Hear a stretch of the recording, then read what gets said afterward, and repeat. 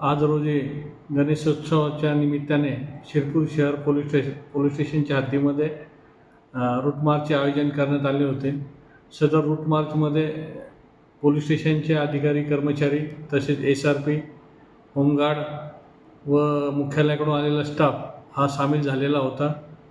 सदर ठिकाणी जे महत्त्वाचा रूट आहे गणेशोत्सव, त्या रूट मार्चचे आयोजन करण्यात आलेले आहे.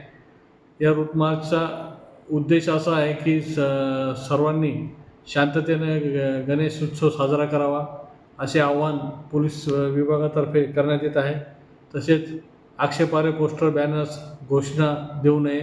तसेच सोशल मीडियाचा योग्य वापर करावा, गैरवापर कोणी करू नये असे आवाहन या संबंधाने मी करू इच्छितो.